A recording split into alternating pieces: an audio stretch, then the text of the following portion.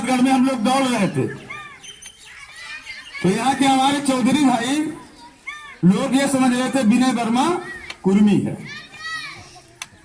15 दिन में आकर के आपका वोट लूट करके विधायक बन गया। क्या यहाँ सूरतगढ़ में कोई ऐसा व्यक्ति नहीं था जिसको आप चुनाव वो निर्दलीय लड़ता? कम से कम आपका तो बेटा था, आपका भाई था, आपका परिवार था, और वो तो मरते दम तक ही सूरतगढ़ में रहेगा।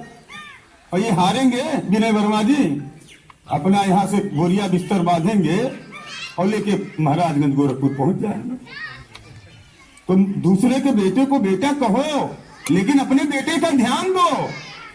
समाजवादी पार्टी के इन दिनों जन पंचायत पखवाड़ा जगह जगह देखने को मिला। एक ऐसे ही पखवाड़े में यक्ष प्रश्न पहुंचा जनपद सिद्धार्थनगर के सोहरगढ़ विधानसभा क्षेत्र अंतर्गत ग्राम सभा अर्री के कपसीवा प्राथमिक विद्यालय में उस जगह जहाँ पे समाजवादी पार्टी के लोग जन पंचायत करते हुए यक्ष प्रश्न ने सवाल किया। कार्यक्रम के मुख्य अतिथि और संभावित रूप से डुमरियागंज लोकसभा क्षेत्र की समाजवादी पार्टी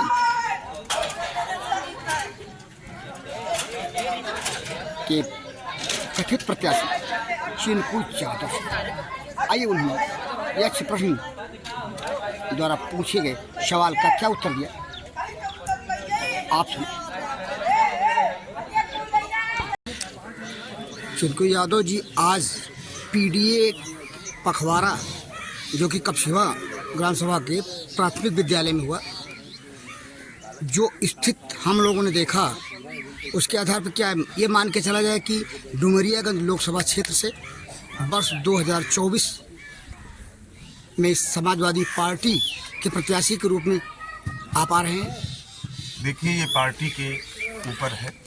हम पार्टी के एक छोटे से कार्यकर्ता हैं, एक सिपाही हैं।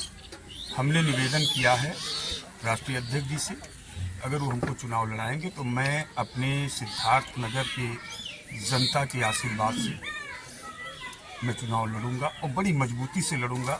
और यहाँ के जो भारतीय जनता पार्टी के सांसद हैं उनको अच्छी मार्जिन से मैं चुनाव हराने का काम भी करूँगा। कहीं ऐसा तो नहीं कि विधानसभा चुनाव की तरह आपके पार्टी के आला कमान लोग निर्णय बदल दे और किसी अन्य पार्टी का प्रत्याशी उतार दे? मैंने कहा, जिसकी संभावना है।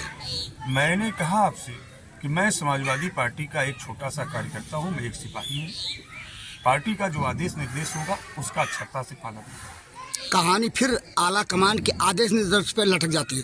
फिर क्षेत्रीय नेता जो हैं, आप जैसे लोग, जिसको जनता जानती मानती है, उनके साथ छलावा होता है हर चुनाव में। क्या ऐसा हो जाएगा तो आप क्या करेंगे? जनता को क्या जवाब देंगे जो जनता आपको चाहती है? मैं जनता के लिए हमेशा, जब से राजनीति में आया हूँ 2002 से, मैं जनता के लिए हमेशा संघर्ष किया हूँ और मैं जनता के लिए आजीवन संघर्ष करता रहूँगा। ये मैं जनता के लिए। माननीय जनता अखिलेश यादव जी से बात करने नहीं जाएगी, आप जैसे जिम्मेदार लोग जाएंगे जो वहाँ तक पहुँच पाते हैं। जनता के बात का उत्तर, जनता के चाहत का उत्तर प्रत्याशी के रूप में जो देखना चाहती है समाजवादी पार्टी के, वो किससे पूछे जनता? आप जैसे लोगों से पूछेगी ना, कि अखिलेश यादव जी से? नहीं, मैंने आपसे कहा कि मैं एक समाजवादी पार्टी का छोटा सा कार्यकर्ता हूँ, एक सिपाही हूँ। जो पार्टी आदेश निर्देश करेगी मैं उसका अच्छता से पालन करूंगा। और फिर मैं कह रहा हूँ कि आजीवन में जनता के लिए संघर्ष करता रहूँगा। यदि आपको टिकट नहीं मिलता, फिर आप उस पद पे जा करके जनता की आवाज़ को कैसे उठाएंगे? आप भी तो, आप जैसे लोग विवश हैं। नहीं, मैं उस पद पे नहीं पहुंच पाऊंगा। ये आपका कहने का मतलब, देखो ये टिकट है और राष्ट्रीय, मुझे पूरा भरोसा है कि राष्ट्रीय अध्यक्ष जी जनता की जो मन में है उसका सम्मान करें। आज का जो जन पखवाड़ा कार्यक्रम किया गया, उसका उद्देश्य क्या है? उसका उद्देश्य है कि पिछड़े, दलित, अल्पसंख्यक और आधी आबादी जो देश की है, यानी महिलाएं और अगड़ों में पिछड़ा, सबको एकत्रित करके भारतीय जनता पार्टी जो झूठ का पुलिंदा लोगों के बीच में ले जा करके धर्म का जहर जो घोल रही है, उसको हम लोग खत्म करने का काम करेंगे और 2024 में इन्हें हिंदुस्तान की कुर्सी से उतार के हम लोग दम लेंगे। एनडीए गठबंधन ऐसा कहा जा रहा है कि कमज़ोर हो रहा है। आरोप इस बात का है केंद्र की जो पार्टी भाजपा पार्टी है वो कमज़ोर कर रही है, ईडी के माध्यम से, सीबीआई के माध्यम से जांच करवा करके। पत्रकार अगर कमज़ोर हो रहा है एनडीए गठबंधन तो फिर आपकी पार्टी कैसे एनडीए के तहत लड़ाई लड़ेगी 2024 के लोकसभा चुनाव की? देखिए, हमारी पार्टी का जहां सवाल है, आपको ये पता है कि हमारे नेता मुलायम सिंह यादव जी से लेकर के हमारे नेता आदरणीय अखिलेश यादव जी हमेशा फिरकापरस्त ताकतों से लड़ने का काम किए हैं। हमेशा जब भी इनको मौका मिला है तब इन्होंने उत्तर प्रदेश की जनता के लिए बढ़िया से बढ़िया योजना उतार करके उनके बीच में ले जा करके गरीबों के कल्याण का काम किया है। तो हमारी पार्टी का तो ये है कि हम जो काम किए हैं हम उसके आधार पे अपनी जनता के बीच में जाएंगे और खासकर उत्तर प्रदेश में 80 की 80 सीटों को जीत करके हम दिल्ली में अपनी सरकार।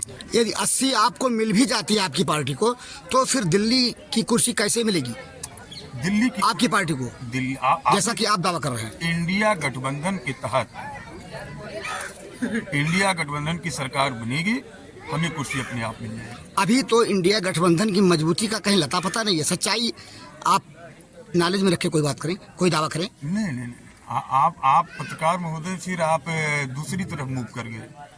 मैं आपको बता देना चाहता हूँ, इंडिया गठबंधन देश में बड़ी मजबूती से लड़ रही है, बड़ी मजबूती से, और इंडिया गठबंधन के साथ जनता देश की लड़ रही है। और जहाँ तक आप कमजोरी की बात कहे हैं, आप देखिए नीतीश कुमार जी सृजन घोटाला की डर की वजह से भग गए। आप देखिए शेर की तरह हेमंत सोरेन कुर्सी को त्याग करके जेल जाने का काम किया, लेकिन भाजपा के सामने अपने मस्तक को झुकाने का काम नहीं किया। ऐसे कितने लोग हैं? बहुत लोग हैं। अखिलेश यादव जी को छोड़ दिया जाए, ऐसे बहुत और जिनका अभी आपने उदाहरण दिया, चंद लोगों को छोड़ दिया जाए। क्या चंद लोगों की राजनीतिक पार्टियों से दिल्ली की कुर्सी पाई जा सकती है? आप सवाल फिर वही। मैं आपसे बता रहा हूँ, ये 2024 की चुनाव इंडिया गठबंधन के साथ साथ देश की जनता चुनाव लड़ रही है। जनता चुनेगी किसके?